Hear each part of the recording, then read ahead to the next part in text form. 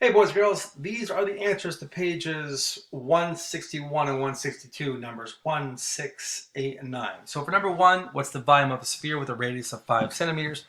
Again, the formula to find the volume of a sphere is right here, 4/3 pi r cubed.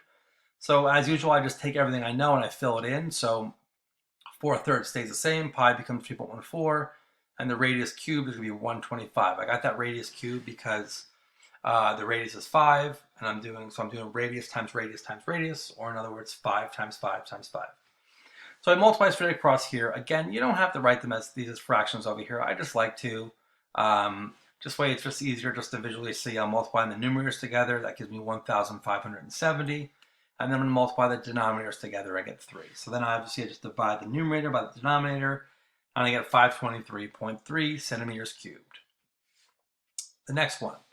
So a ball is in the shape of a hemisphere. Now remember, a hemisphere is half of a sphere. So the radius of the ball is 10 centimeters. So let's find the volume of that. It says how many liters of water can the ball hold. So we're looking for the volume here. So here's the formula. Volume equals 4/3 pi r cubed.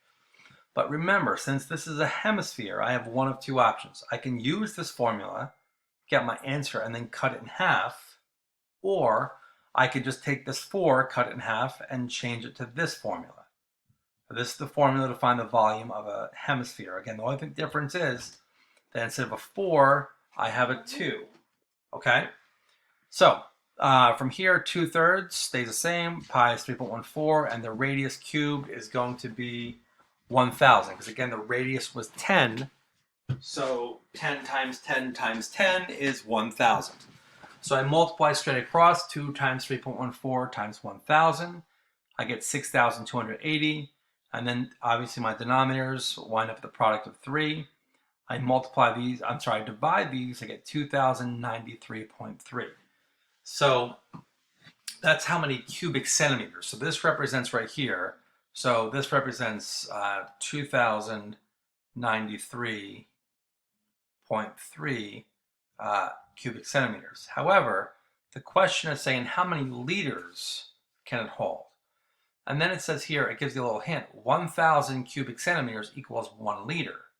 So that means 2,000 cubic centimeters would equal 2 liters. And so our answer is pretty close to 2,000 cubic centimeters. So our final answer will be someplace around 2. But to find the exact answer, the only thing we have to do is take the this answer right here, the cubic centimeters, and just divide it by 1,000.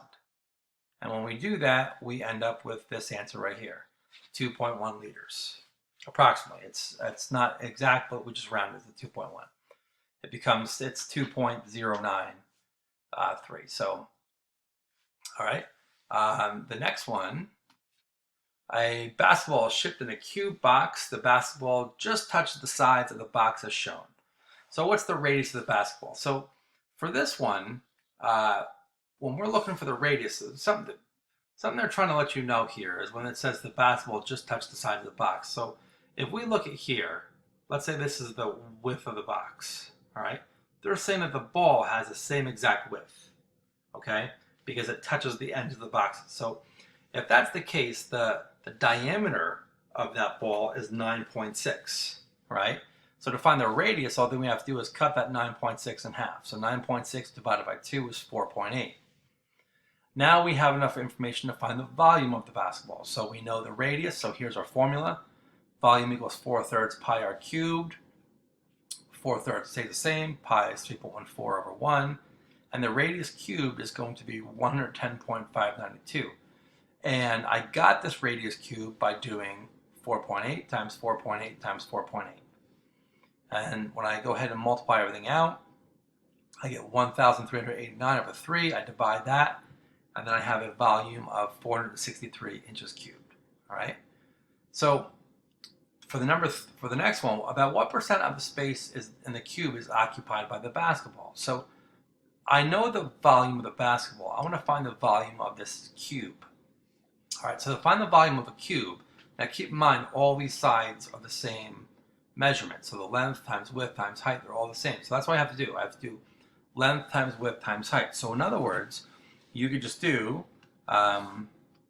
you just do 9.6. Nope, that's a 3. You do 9.6 cubed. I don't know why I'm writing with that. You can do 9.6 cubed. Now when you do 9.6 cubed, it's going to give you this.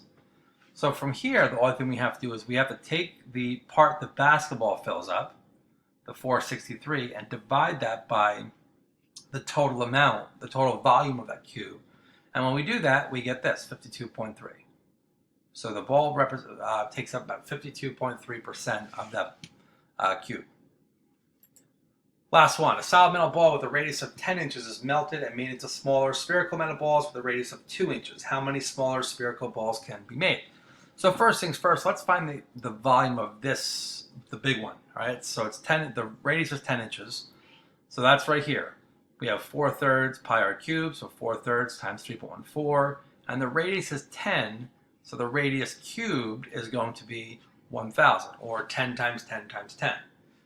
And when I do that all out, I get 12,560 divided by 3, which equals 4,186.7. So this is the volume of this bigger metal ball. So what we want to do is we want to take all this volume, all this metal, and we want to melt it down and see how many of these ones we can make that have a radius of 2 inches. So let's do this. Let's find out what the volume of this would be, the smaller one would be.